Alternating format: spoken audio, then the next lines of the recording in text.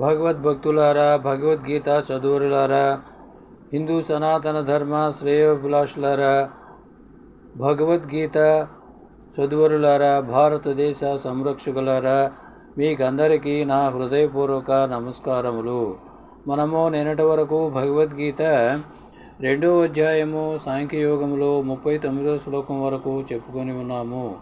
నేడు 40వ శ్లోకం నుండి చెప్పుకుందాము. 40వ శ్లోకము భగవంతుని యొక్క అమృత వాక్యము ఏమిటంటే, నేహా విక్రమ నాశోస్తి ప్రత్యనాయో న విద్యతే స్వల్పమస్య ధర్మస్య త్రాయతే మహతో భయాత్ అనేది భగవంతుని యొక్క అమృత వాక్యము. దీనికి తాత్పర్యం ఏమిటంటే, ఈ ప్రయత్నంలో నిష్కామ కర్మయోగ పద్ధతిలో ఈ ప్రయత్నంలో నష్టము కానీ తక్కువ కావడం కానీ లేదు. ఈ మార్గంలో స్వల్ప పురోగతి అయిన మనిషిని మహత్తరమైన భయం నుండి కాపాడుతుంది అర్జున అని చెప్పారు. దీనికి భాష్యం వివరణ ఏంటంటే, కృష్ణ భక్తి భావనలో కృష్ణుని యందు భక్తి భావంతో కర్మ అంటే ఇంద్రియ భోగ వాంఛ లేకుండా కృష్ణుని లాభం కొరకే పనిచేయడం మహోన్నతమైన దివ్య కార్యము అవుతుంది. అటువంటి కార్యములో చిన్న ఆరంభమైన నిరాటంకంగా సాగుతుంది. అంతేకాదు, అటువంటి చిన్న ఆరంభము ఏ స్థితిలోనూ నశించదు. భౌతిక పరిధిలో ప్రారంభమయ్యే ఏ కర్మనైనా పూర్తి చేయవలసి ఉంటుంది. లేకపోతే ఆ ప్రయత్నమంతా వృధా అవుతుంది. ఆ ప్రయత్నమంతా కూడా వృధా అవుతుంది. జై శ్రీరామ్, జై శ్రీకృష్ణ. కానీ కృష్ణ భక్తి భావనలో కృష్ణుని యందు భక్తితో ప్రారంభమైన ఏ కర్మ అయినా పూర్తి చేయనప్పటికీ శాశ్వత ప్రభావాన్ని కలిగి ఉంటుంది. కనుక అటువంటి కర్మ చేసేవాడు కృష్ణుని యందు భక్తి భావనలోని తన కర్మ పూర్తి కాకపోయినా నష్టపోడు. కృష్ణ భక్తి భావనలో 1% పూర్తయిన పని శాశ్వతమైన ఫలితాలనే ఇస్తుంది. అంటే తదుపరి ప్రారంభము 2% నుండి మొదలవుతుంది. కాగా భౌతిక కలాపాలలో 100కి 100 పాళ్ళు సాఫల్యం లేనిదే లాభం కలుగుదు కదా. పూర్వము అజామిలుడు కృష్ణ భక్తి భావనలో కొంత శాతం తన ధర్మాన్ని నిర్వర్తించిన భగవత్ కరుణచే చివరకు 100% ఫలితాన్ని పొందాడు. అజామిలుడు గొప్ప భక్తుడు. దీని సంబంధములో శ్రీమద్ భాగవతములో ఒక చక్కని శ్లోకం ఇలా ఉన్నది. త్యక్త్వా స్వధర్మం చరణాంబుజం హరే భజన్నవక్యోధ పవతే తతో యది అనేది శ్లోకము. అంటే మరలా ఎత్ర క్వ వాభద్రమభూద అముష్య కిం కోవార్ధ అష్టో భజతాం స్వధర్మతః అనేది శ్లోకము భాగవతములో. ఎవడేని తన స్వధర్మాలను విడిచి కృష్ణ భక్తి భావనలో పనిచేస్తూ, కృష్ణ భక్తి భావనలో అంటే నిష్కామ కర్మయోగ పద్ధతిలో కృష్ణుని యందు భక్తి అనన్యమైనటువంటి భక్తిని ఉంచి పనిచేస్తూ తన కర్మను పూర్తి చేయని కారణంగా పతనం చెందిన అతనికి కలిగే నష్టమేమీ ఉండదు.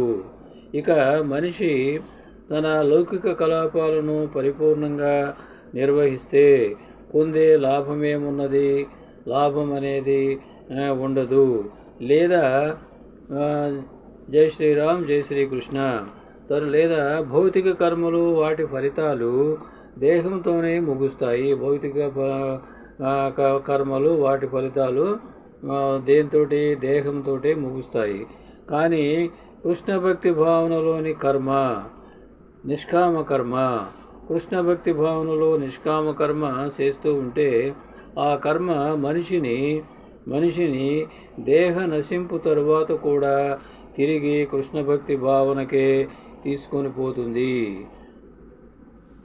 తదుపరి జన్మలో అతడు కనీసం ఉత్తమ సంస్కారం కలిగిన బ్రాహ్మణుల అంటే ఉత్తముల ఉన్నతమైనటువంటి ఉన్నత ఆధ్యాత్మికమైనటువంటి మంచి కుటుంబాలలో కానీ ధనిక కుటుంబంలో కానీ తిరిగి మానవునిగా జన్మించే అవకాశాన్ని తప్పకుండా పొందుతాడు.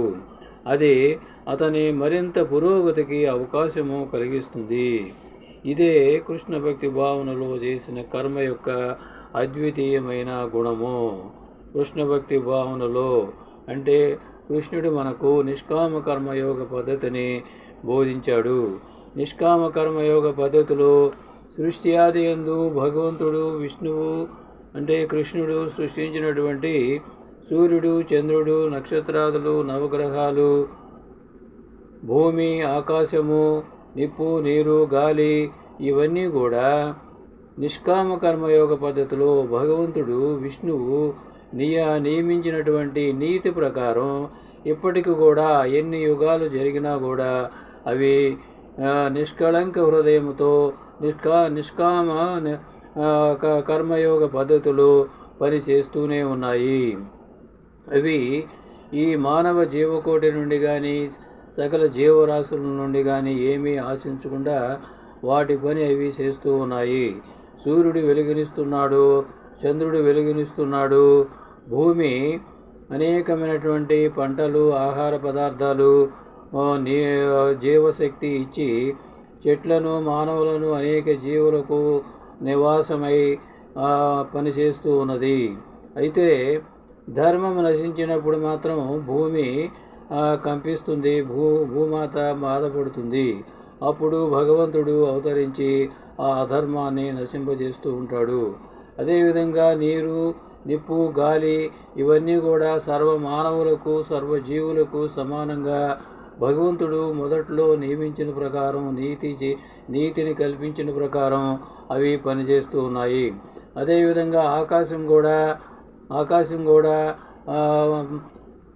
తన నీతి ప్రకారం సూర్యుడు, చంద్రుడు, నక్షత్రాదులు, గ్రహాలు వీటన్నిటినీ కూడా ఉంచుకొని ధరించి అవి ఆకాశము భగవంతుడి నిర్దేశం ప్రకారం పనిచేస్తూ ఉన్నది.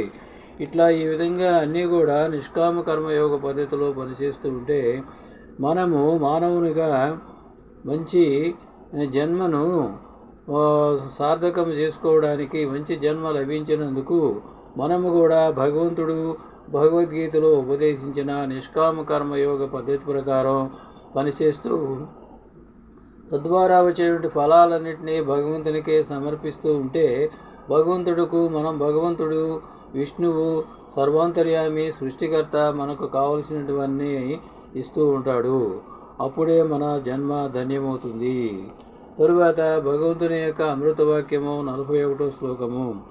వ్యవసాయాత్మిక బుద్ధిరేకేహ గురు నందన కురునందన బహుశాఖ హ్యనంతాచ బుధయో వ్యవసాయినాం అనేది భగవంతుని యొక్క అమృతవాక్యము. దీనికి తాత్పర్యం ఏమిటంటే ఈ మార్గములో ఉన్నవారు, ఏ మార్గములో నిష్కామ కర్మయోగ పద్ధతిలో ఉన్నవారు స్థిరమైన ఉద్దేశంతో ఉంటారు. వారిది ఒక్కటే లక్ష్యం, వారికి ఒకే ఒక లక్ష్యం ఉంటుంది. ఓ కురునందన, అస్థిరులైన వారి బుద్ధి బహుశాఖలుగా ఉంటుంది. అస్థిరులైనటువంటి వారు ఎవరు? భగవంతుడు నిర్దేశించిన ప్రకారం నిష్కామ కర్మయోగ పద్ధతిలో విధి నిర్వహణలో ధర్మబద్ధంగా పనిచేయని వారి యొక్క బుద్ధి బహుశాఖలుగా విస్తరించు బహు విధాలుగా ఉంటుంది అనేది తాత్పర్యము. దీనికి భాష్యం ఏమిటంటే కృష్ణ భక్తి భావన ద్వారా మనిషి మహోన్నతమైన జీవన పూర్ణత్వాన్ని చేరుకుంటాడనే దృఢమైన విశ్వాసమే వ్యవసాయాత్మిక బుద్ధి అని పిలువబడుతుంది. చైతన్య చరితామృతము లో ఈ విధంగా చెప్పబడింది. శ్రద్ధా శబ్దే విశ్వాస కహే సుదృఢ నిశ్చయ కృష్ణే భక్తే కైలే సర్వకర్మ కృత హోయ అని చెప్పబడింది. అంటే ఉదాత్తమైన ఏదేని విషయంలో మొక్కవోని నమ్మకమే విశ్వాసము. మనిషి కృష్ణ భక్తి భావనతో అంటే నిష్కామ కర్మయోగ పద్ధతిలో కూడిన కర్మలలో నెలకొనినప్పుడు వంశాచారాలు మానవాళి లేదా దేశమునకు చెందిన బాధ్యతలతో భౌతిక జగత్తు సంబంధముతో పనిచేయవలసిన అవసరం లేదు. మనిషి యొక్క గత శుభకర్మలు అంటే గత జన్మలు చేసిన శుభకర్మలు లేదా అశుభకర్మల ఫలితాలే సకామ కర్మలు. మనిషి కృష్ణ భక్తి భావనలో జాగృతుడు కాగానే శుభకర్మలకై ప్రయత్నించవలసిన అవసరమే ఉండదు. అతడు కృష్ణ భక్తి భావనలో నెలకొన్నప్పుడు సమస్త కర్మలు పరిపూర్ణ స్థితికి చేరుకుంటాయి. ఎందుకంటే అవి ఇక ఏమాత్రము శుభము అశుభము వంటి ద్వంద్వాలకు ప్రభావితము కావు. జీవిత భౌతిక భావనను విడిచిపెట్టడమే మహోన్నతమైన కృష్ణ భక్తి భావన పూర్ణత్వము. కృష్ణ భక్తి భావన పురోగతి ద్వారా ఈ స్థితి అప్రయత్నంగా సిద్ధిస్తుంది. కృష్ణ భక్తి భావనలో అంటే కృష్ణ చైతన్యములో వ్యక్తి యొక్క సుస్థిరమైన ఉద్దేశము జ్ఞానము పైననే ఆధారపడి ఉంటుంది.